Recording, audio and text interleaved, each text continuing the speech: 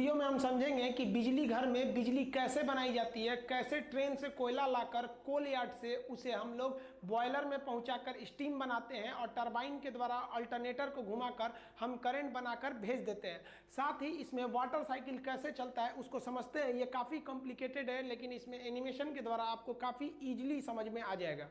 देखिए, जो electric power plant होता है वो बहुत बड़ा यूनिट होता है। वो लगभग 3-4 किलोमीटर एरिया में फैला होता है, जिसमें से कई खंड होते हैं। हम एक एक पार्ट को सबसे पहले पहुंचते हैं। हमको वहाँ हीट उत्पन्न करना है, स्टीम बनाने के लिए, पानी खौलाने के लिए हमें हीट चाहिए। ये हीट हमें कोयले से मिलती है। अब वहाँ थोड़ा मोड़ा कोयला नहीं चाहिए, बहुत ज़्यादा चाहिए, क्योंकि कोयला घट जाएगा तो बिजली प्लांट बंद होगा और पूरे शहर में बिजली कट जाएगी। इसलिए हम लोग 1.5 मिलियन टन 1.5 मिलियन टन कोयला को रखते हैं, जो 40 दिन का स्टॉक होता है। ये कोयला को हम लोग कोल यार्ड में रख देते हैं। इसे कोल हैंडलिंग डिपार्टमेंट को सौंप दिया जाता है। यहाँ ट्रेन आती है और इस कोयले को यहाँ पर खाली करके डंप करके चली जाती है।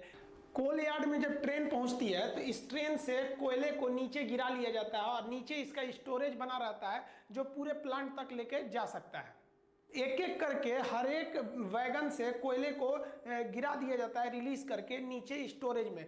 इसे खाली करने की कई विधियां होती हैं। देखिए क्या किया जाता है, जो कभी कभी जो बॉक्सेन वाले डिब्बे होते हैं जो ऊपर से खुले रहते हैं, उनको ले आया जाता है और उनकी कॉपलिंग को छोड़ा दिया जाता है, जिससे वो एक डिब्बे से दूसरे में पकड़े रहते हैं।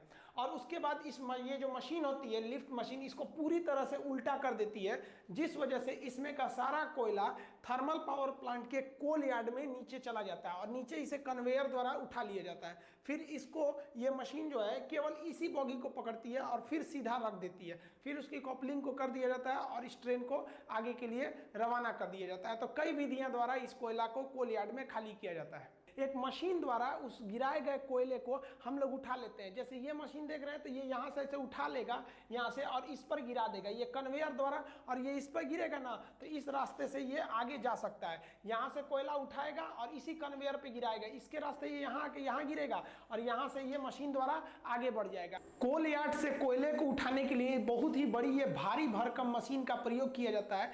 ये काफी दूरी तक चल सकती है और इसके लिए एक ट्रैक बना होता है और ये अपने हाथ से कोयला उठा सकती है। इसका जो हैंडल होता है ये काफी दूर तक जा सकता है, अगल बगल के यार्ड तक, और ये मशीन को फिर आगे पीछे चलाया भी जा सकता है। ये ऊपर नीचे भी खिसक सकती है। देखिए, इस मशीन का जो अगला दांत होता है ना, वो आगे की ओर होता है। तो ये इस तरह से कोयले को उठा लेता है और इस साइड में ले जाके पटक देता है। आप देखिए, इधर जाएगा तो ये उठेगा और इस तरह से उठाते हुए जाएगा ये, और जब उस साइड का सर्किल चलेगा तो ये अपने ऊपर इस साइड में ले जाके कन्वेयर बेल्ट के ऊपर पटक देगा सारा कोयला। तो इधर से लोड होगा और इसी मशीन द्वारा उस साइड में अनलोड हो जाएगा। इस तरह से करने से आप यहाँ क्लोज लुक में देखिएगा तो ये नीचे से ऐसे उठा के ले आ रहा है और अपने ही पास गिरा ले रहा है। जैसे ये इधर से जाएगा और इस साइड में ले आके यहीं पर गिरा ले रहा है। जस्ट इसके नीचे आपका कन्वेयर बेल्ट जो इस पूरे कोयले को आगे भेजेगा और ये यहीं पे इसको डंप कर देता है। देखिए, यहाँ से ये निकल गया कन्वेयर बेल्ट पर।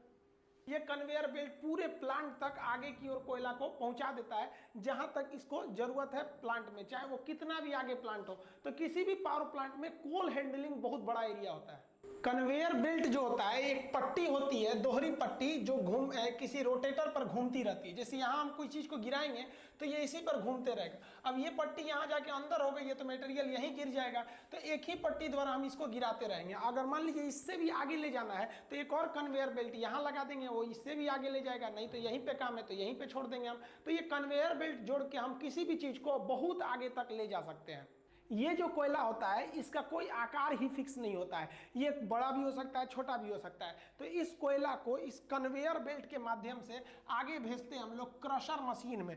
क्रशर मशीन क्या होता है, कोयले को छोटे छोटे टुकड़ों में तोड़ देता है, लेकिन इन टुकड़ों को हम अभी भी आगे जलने के लिए नहीं भेजते हैं। इसको इसके आगे फिर इस कन्वेयर बेल्ट द्वारा इसे हम पल्वराइज करने के लिए, मतलब पाउडर बनाने के लिए एक बाउल मिल में भेजते हैं। ये बाउल मिल में ये जो कोयला होता है एकदम पाउडर की तरह हो जाता है। जितना पतला पाउडर हम लोग लगाते हैं चेहरे पे ना, उस तरह से ये पाउडर को पीस के एकदम आटा बना देता है, ताकि पूरा कंप्लीट जल जाए। अंदर उसके जो ऐश यानी राख है वो बहुत ही कम बने। तो आप सोचिए, किसी भी पावर प्लांट का सबसे ज्यादा अगर कोई एरिया ऑक्युपाई करता है ना, तो 50% एरिया तो कोल यार्ड ही लेके चला जाता है। सोचिए, एक ट्रेन को ले आने का जगह बनाना रहता है पूरा स्टेशन की तरह। वहां ट्रेन आएगी, फिर उसको खाली करना है, फिर सोचिए 1.5 मिलियन टन कोयला को रखने के लिए जगह बनाना है। है, फिर उसके लिए एक कन्वेयर बनाना है। तो ज़्यादातर एरिया पावर प्लांट का, बिजली घर का, वो उसका अप्रॉक्स 50% एरिया लेके चला जाता है आपका केवल कोल यार्ड हैंडलिंग डिपार्टमेंट। देखिए, अब जो कोयला आता है वो पल्वराइज होता है, मतलब एकदम पाउडर की तरह होता है, और उसे कोयला को हम लोग बॉयलर मशीन में डालते हैं। बॉयलर एक ऐसी मशीन होती है जिसमें आग लगाया जाता है, बॉयल किया जाता है, किसी चीज को ऊपर रख, नीचे फर्नेस यानी भट्टी में आग लगाकर ऊपर किसी चीज को बॉयल करना, उबालना, बॉयलर कहलाता है। तो इस बॉयलर में कभी भी हम लोग बड़े बड़े कोयले को नहीं डालते हैं, बल्कि वो पल्वराइज कोयले को डालते हैं पाउडर की तरह। जैसे इसमें पाउडर की तरह डालते हैं, ये कोयला यहाँ पर जलने लगता है। देखिए, जो बॉयलर होता है, जब इसमें कोयला जलता है तो कोयले के जो भारी कण होते हैं वो नीचे बैठ जाते हैं, तो उसकी गंदगी ज्यादातर नीचे चली जाती है, और जो ऊपर रहते हैं उन्हें फ्लाई एश कहते हैं, वो फ्लू एयर के रूप में वो ऊपर का धुआं निकल जाता है। और इसमें इस तरह से गर्म हवा की जाती है, जिसे प्री हीटेड एयर कहते हैं, कि कोयले की जो नमी है वो सूख जाए और कोयला अच्छे से इसमें जल सके, और पाइप के रास्ते से इसमें पानी आता है, और इसके जितने भी बॉटम एश होते हैं वो नीचे चले आते हैं, और फ्लाई एश जो उड़ने वाले धुआं होते हैं वो ऊपर चले जाते हैं, और ये जाके पूरे ये ट्यूब को गर्म कर देता है जिसमें पानी भरा रहता है, जिससे कि स्टीम बनते हैं। बॉयलर में जो पानी डाला जाता है वो पानी पाइप के रूप में रहता है। आप देखिए, पूरा पाइप के अंदर पानी है और इसमें आग लगा हुआ है, ये कोयले का जो पाउडर के रूप में वही आग लगा हुआ है। अब आप बताइए, ये आग के संपर्क में ये जितने पाइप हैं, इन पाइप में पानी है। अब ये नीले रंग के दिख रहे हैं, गर्म होकर लाल हो जाएंगे, और ये ऊपर बॉयलर का जो टंकी रहता है इसी में से पानी आ रहा होता है। ये पानी नीचे के आग के द्वारा पाइप के अंदर ही स्टीम बनने लगता है और सुपर हीटेड हो जाता है। बॉयलर के ऊपरी भाग में एकदम सुपर हीट, एकदम स्टीम बन जाता है, और इस स्टीम को इस बॉयलर से आगे निकाला जाता है। ये कोयला जब जलता है तो इसके ऊपर पानी रखा रहता है, पानी की एक टंकी रहती है, अतः यह कोयला जल के उस पानी की टंकी को गर्म करके स्टीम बनाता है। तो स्टीम बनाएंगे तो हम आगे के फंक्शन को समझने से पहले अभी यही कोयले का निपटारा कर देते हैं। कोयला जल के स्टीम बन गया, बचेगा क्या? धुआं बचेगा और राख बचेगा। अब दो तरह की राख होती है, जो भारी राख होती है वो नीचे की ओर चली जाती है, जिसे हम लोग बॉटम ऐश कहते हैं। बॉटम ऐश मतलब नीचे चले आना। तो ये बॉटम ऐश को नीचे जो होता है, एक जाली होता है जो वाइब्रेट करता है, सारा राख नीचे चला जाता है और इसे एक स्टोर में रख लिया जाता है, और इसे सीमेंट कंपनी को दे दिया जाता है, जिसमें सीमेंट बनाने के काम में आता है ये। तो बॉटम ऐसा ऐसे चला गया। लेकिन जो उड़ रहा था इसमें, अभी जो आगे उड़ रहा था ऊपर की ओर, उसे फ्लाई ऐश कहते हैं, उड़ता हुआ राख। ऐश मतलब राख होता है, तो फ्लाई ऐश मतलब उड़ता हुआ राख। अब आप बताइए, उड़ता हुआ राख को अगर इस चिमनी के माध्यम से ऊपर भेज देंगे तो पूरे हवा में ये कोयला भर जाएगा, सांस लेंगे तो फेफड़े पे चिपक जाएगा काला काला। तो हमको जरूरी है कि इस धुएं में से जितने भी हानिकारक चीजें उनको छान लिया जाए। तो इसको छानने के लिए इस बॉयलर का धुआं जहां से बाहर निकलता है वहां पर एक मशीन लगा दिया जाता है, जिसे कहते हैं इलेक्ट्रोस्टैटिक प्रिसिपिटेटर। ये क्या करता है? ये निगेटिव चार्ज होता है और किसी भी धूल कण को अपने पास चिपका लेता है। जो बड़े बड़े धूल कण थे वो तो बॉटम ऐश के रूप में नीचे चले गए, जो छोटे छोटे फ्लाई ऐश थे उनको ये ESP डिवाइस यानी इलेक्ट्रोस्टैटिक्स प्रिसिपिटेटर क्या करता है? अपने पास इकट्ठा करके रख लेता है, और उसके बाद से इसको छोड़ता है ये हवा में, इस टावर इसके माध्यम द्वारा, चिमनी के द्वारा। तो ये कम हानिकारक होते हैं। अभी के समय सबको भी, किसी भी कंपनी को जो बिजली घर चला रही है उसको ESP डिवाइस लगाना जरूरी है। कहेगा कि ESP डिवाइस का काम क्या होता है? तो प्रदूषण को कम करना है। धुआं तो निकाल दिए, अब हम समझते हैं बॉयलर क्या है। तो देखिए, यहाँ पर ये जो बॉयलर था इसका हम धुआं निकाल दिए। अब बॉयलर में क्या होता है? एक भट्टी होता है, फर्नेस, भट्टी मतलब फर्नेस होता है। तो इसके नीचे से तो चला गया आपका बॉटम ऐश, और ऊपर से धुआं निकाल दिया है। जो इसमें आग जल रही है उस गर्म हवा को हम लोग फ्लू गैसेस कहते हैं। ये फ्लू गैस क्या होती है? पानी को खौलाती है। अब आपको लगेगा यहाँ से यहाँ तक एक बड़ा सा टंकी रहता है, गलत बात है। ये टंकी नहीं रहता है, बल्कि इसमें छोटे छोटे पाइप रहते हैं, और उस पाइप में पानी आया रहता है। अब ये पाइप जो होते हैं छोटे छोटे रहते हैं, पतले पतले, इसलिए पानी का एरिया कम रहता है, वो चारों ओर से गर्म हो जाते हैं। और एक पाइप दूसरे पाइप से टच में नहीं रहता है, ऐसे लटका रहता है, उसके चारों ओर आग रहती है, तो ये बहुत ही जल्दी गर्म हो जाता है। नीचे का एरिया गर्म होता है, ऊपर में तो एकदम ये सुपर हीट हो जाता है पानी। अब ये पानी आता कहाँ से? तो पानी नीचे के रास्ते से आता है, ऐसे चढ़ाया जाता है, इसको नीचे से पाइप से चढ़ाया जाता है, जानबूझ के इसको टच करके चढ़ाया जाता है, ताकि ये जब जलने के लिए जाए, खोलने के लिए जाए, तो उससे पहले ही ये यहाँ इसके संपर्क में आ जाए, और यहाँ संपर्क में आने से पहले ही थोड़ा और गर्म हो जाए। तो पानी को मेन बॉयलर में जाने से पहले ही इस आग के संपर्क में लाकर थोड़ा सा गर्म करने से हमें इकोनॉमिकली थोड़ा ज़्यादा फायदा होता है। इसलिए यहाँ बने टंकी को हम इकोनोमाइजर के नाम से जानते हैं। ये किसी भी पानी को खौलने से पहले ही थोड़ा गर्म कर देता है। ये मानिए ना, आप एकदम ठंडा पानी को गर्म करेंगे, उससे अच्छा है कि आप थोड़ा सा गर्म पानी उसे और गर्म कर देंगे, तो ये थोड़ा सा पहले ही गर्म कर देता है इकोनोमाइजर।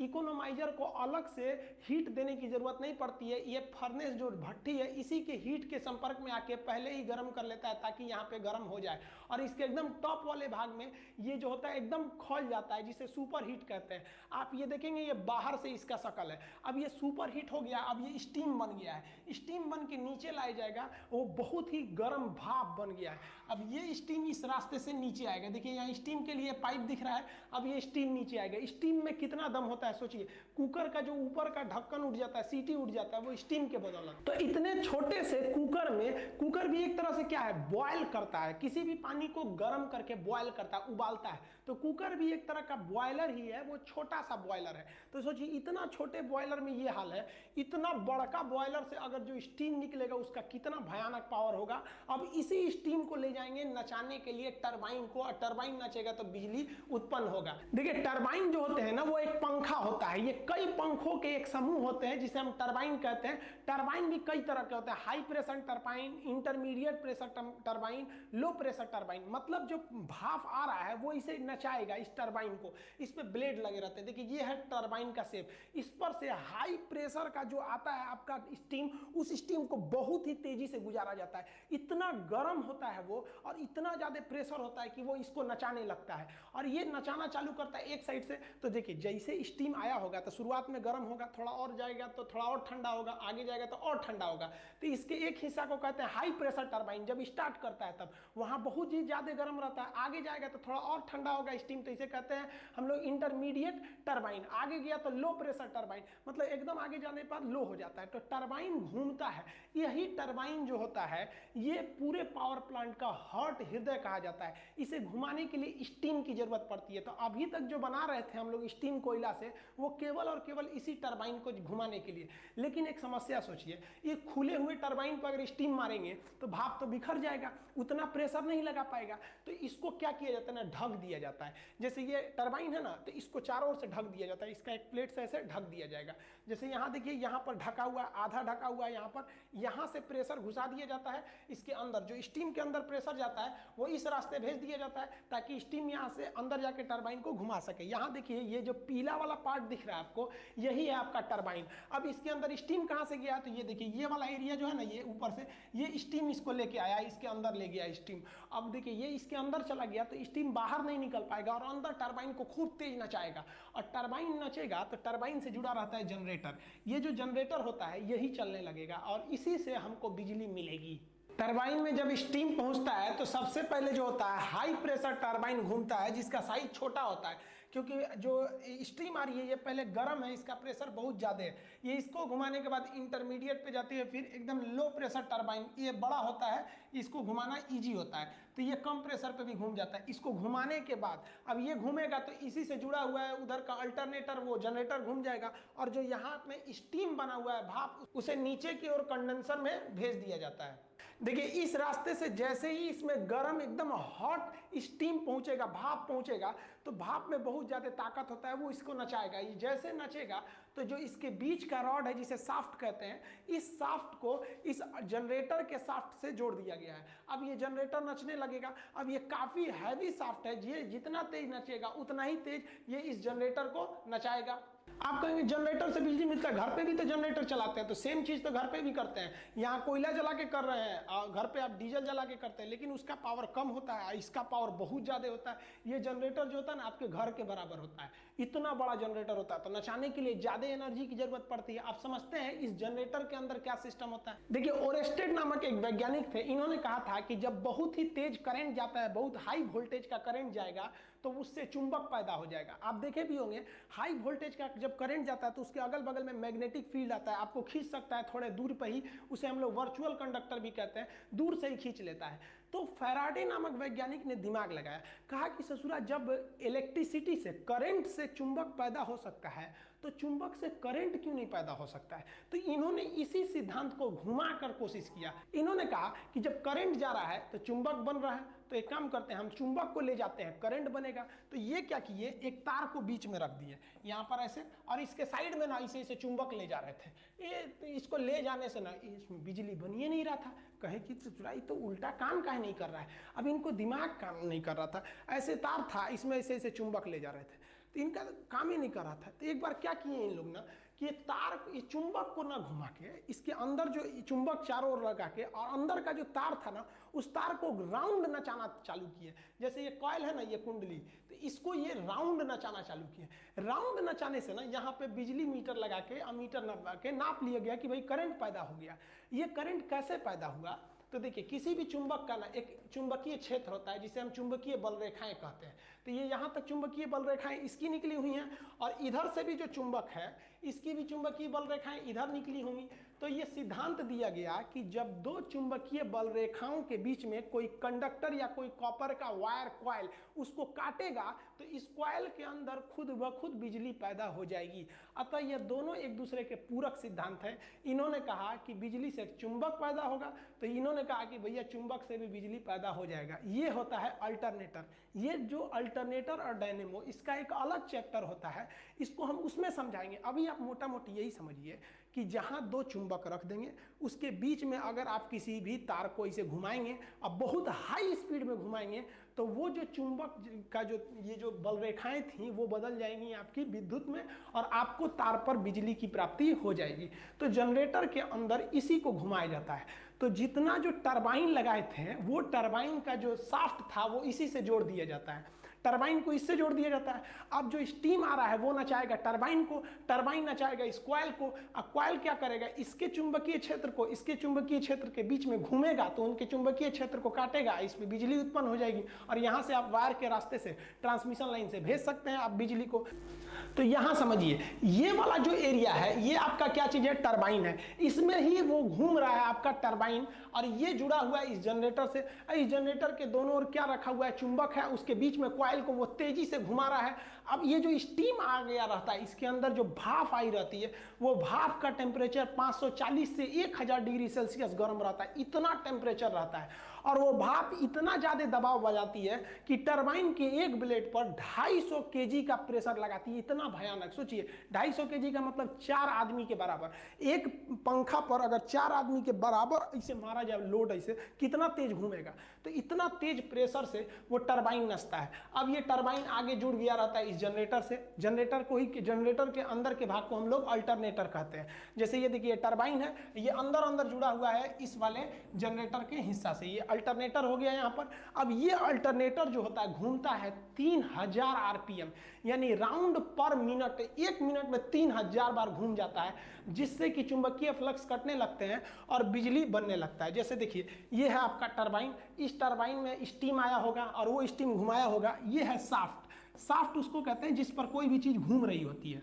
ये शाफ्ट के मदद से क्या होता है, ये टरबाइन जो होता है ये अल्टरनेटर से जुड़ा रहता है। अब ये टरबाइन को घुमाइएगा तो ये शाफ्ट भी घूमेगा, और ये शाफ्ट घूम के इस अल्टरनेटर को घुमाएगा, और इसके अंदर साइड साइड में है चुंबक, अब बीच में कॉइल घूमेगा, और उसके घूमने से पैदा हो जाएगी आपकी बिजली। देखिए, जनरेटर के अंदर जो होता है एसी करंट उत्पन्न करने वाले जनरेटर को हम अल्टरनेटर कहते हैं। इसमें एक भाग जो होता है रुका रहता है, जो रुका रहता है उसे स्टेटर कहते हैं। आपको पता है, अब इसके अंदर एक को नचाना पड़ेगा तभी इलेक्ट्रिसिटी पैदा होगी। तो जो नचने वाला भाग होता है उसे हम लोग कहते हैं रोटर। तो ये घूमेगा और ये स्थिर रहेगा। अब एक बात बताइए, इसको ऐसे खुला छोड़ देंगे, कोई घूमेगा तो करंट मार देगा।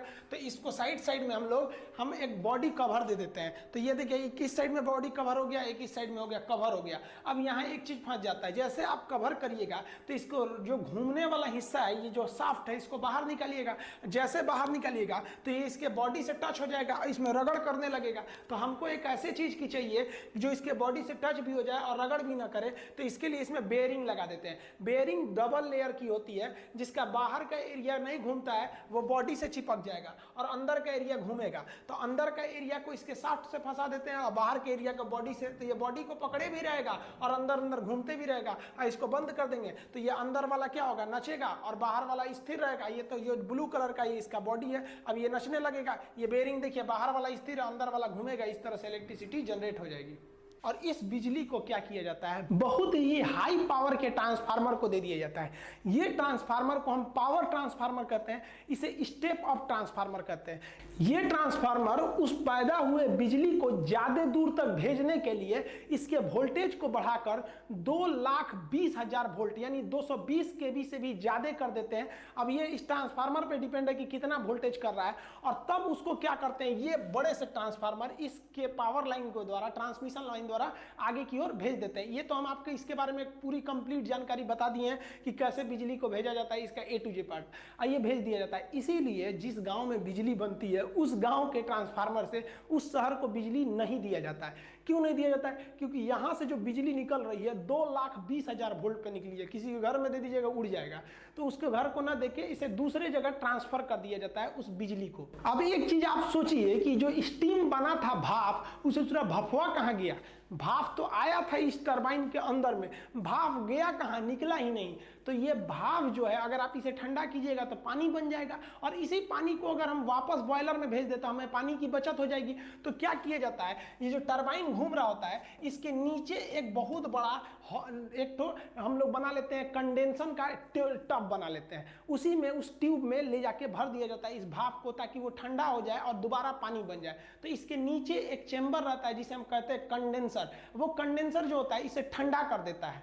ठंडा करने के लिए हम एक कूलिंग टावर का प्रयोग करते हैं। ये जो आप इसके ऊपर से देख रहे हैं ये धुआं नहीं निकल रहा है, जो भाप आया है वही निकल रहा है। तो एक बात बताइए, भाप को हवा में भेज दीजिएगा तो ये पानी बन जाएगा, तो फायदा क्या है। तो इसको हम लोग ठंडा करके दोबारा यूज कर लेते हैं इस कूलिंग टावर की मदद से। देखिए धुआं निकलता है इसके मदद से, ये है आपका चिमनी, ये जुड़ा रहता है आपका बॉयलर से, यहां से धुआं निकलता है, और ये जो है ना ये आपका कूलिंग टावर ये ठंडा करता है उस भाप को। ये कैसे करता है तो समझिए ध्यान से, इसके नीचे का भाग आप देखिए जाली के समान है, इसमें से नेचुरली ठंडी हवा जाती है। अब ये किस प्रिंसिपल पे काम करता है, तो देखिए ये जो कूलिंग टावर है इसके दो हिस्से होते हैं। जो स्टीम आया है उस स्टीम को पाइप के माध्यम से इसके ऊपर चढ़ा देते हैं।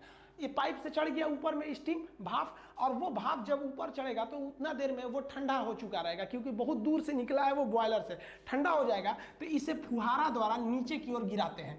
जब फुहारा द्वारा नीचे की ओर गिराते हैं तो ये पानी ये और ठंडा होने लगता है। और चिमनी के नीचे जो खोखला एरिया होता है देखिए, ये यहाँ से क्या होती है, ठंडी हवा ऊपर जाती है। तो ऊपर से स्टीम नीचे आ रहा है और नीचे से ठंडी हवा ऊपर जा रही है, बस ये दोनों मिलकर पानी बन जाते हैं। और नीचे इसके जो बेसिन होता है जहाँ ये पानी जमा रहता है वहां पर ये जमा हो जाते हैं, और इसी पानी का हम दोबारा यूज कर लेते हैं, जिसे हम वाटर साइकिल कहते हैं। ये सबसे जरूरी होता है किसी भी पावर प्लांट में वाटर साइकिल को समझना। तो ये जो कूलिंग टावर है इसमें हम लोग स्टीम को नीचे से नहीं भेजते हैं, जो टरबाइन से बचा हुआ स्टीम नीचे गया था उसे मोटर की मदद से खींच के हम लोग इस कूलिंग टावर से बीच से गिराते हैं। ये खोखला होता है, और ये जब नीचे आता है तो एयर के संपर्क में आके पानी बन जाता है और ये बेसिन में जमा हो जाता है। लेकिन 100% पानी नहीं बन पाता है, वही जो थोड़ा बहुत पानी नहीं बन पाया रहता है वो भाप बन के बाहर निकल जाता है। गूगल पे